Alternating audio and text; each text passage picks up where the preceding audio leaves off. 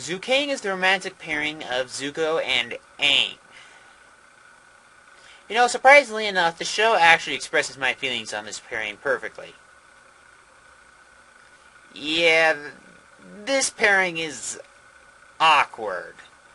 Largely because Zuko spends most of the series trying to kill Aang, which, as I've stated before, is not conducive to a healthy relationship. From the standards of an AU, however, where Zuko is not spending his entire life trying to kill Aang so that he's no longer an outcast among his own people, this still makes no sense. I'm sorry, guys, but Zuko and Aang are the exact opposite in every way, including height. I know that opposites are supposed to attract, and yes, conflict in a story, especially in a romantic story, makes things more interesting. However, there is a statute of limitations on opposites attracting. Specifically, the characters should have some similarities. Zuko and Aang have none in an AU. I mean, Aang is happy, Zuko is emo. Aang is excited, Zuko is serious. Zuko is mature, Aang isn't. This doesn't work, guys. It really doesn't. Sorry. Next. Sokka is the romantic pairing of Sokka and Aang. And I have to admit, this pairing does make a certain amount of sense. I mean, similar to the way that Tai-Zula is the best pairing to do if you want to pair Azula up with someone within the world of the show. If you want to make Sokka or Aang gay, especially Aang, this is the best way to go about it. Their personalities match, and they don't spend most of their time trying to kill each other. They're friends. They have enough differences to make their relationship interesting, and from a storytelling aspect, while at the same time they have enough similarities to make this believable. I'm not going to talk about this from the perspective of an AU, because saying it in a high school really makes no difference. The dynamic doesn't change, except that Sokka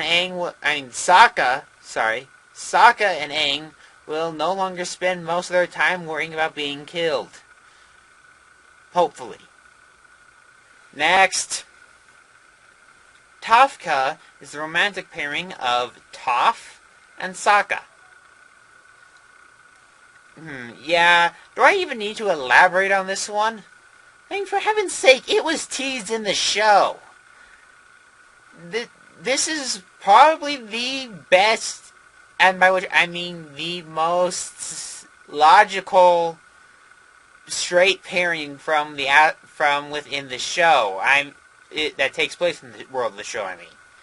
I mean, Toph and Sokka, like Aang and Sokka, spend most of their time together. They actually like each other. They don't try and kill each other.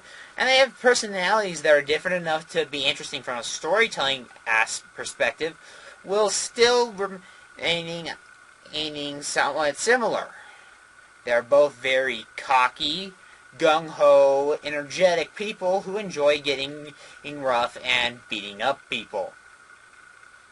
And once again, I'm not going to talk about this one from an AU, because, once again, it doesn't change anything.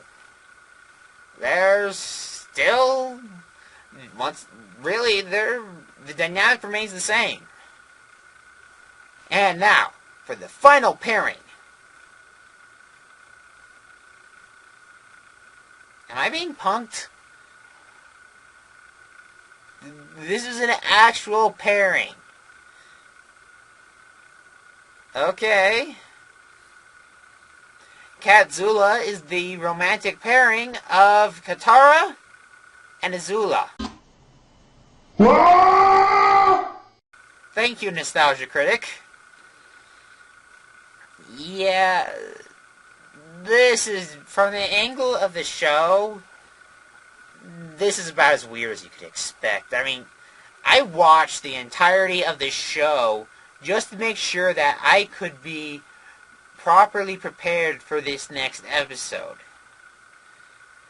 I mean, and in all honesty, I don't think they shared a line of dialogue the whole time. I'm almost certain that they didn't. And when they did come into contact, Azula mainly focused on Aang and had Ty Lee and Mai take focus on Aang, on Sokka and Katara and Toph. So, yeah, this does not work at all from the angle of the show, unless Katara gets captured and you go into Stockholm Syndrome, which is a whole other weird area that I'm not going to be talking about. Alright.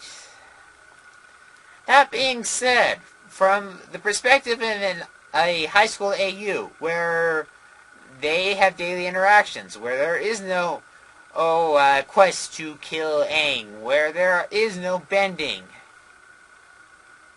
I'd be lying if I said that this wasn't a lot of fun to read. I'm sorry, but it is. Watching the two personalities bounce off of each other is a heck of a lot of fun. I mean, on the one hand, you have arrogant, violent, somewhat still psychopathic Azula. Yes, you can have her have those personality traits, and in a high school AU without her being a total villain. And in fact, you should. I've seen this be done well.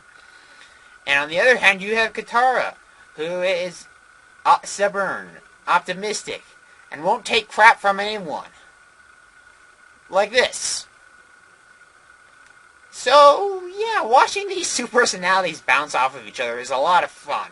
And from the aspect of an AU, this is my favorite pairing. However, from the aspect of the show, it's not going to work.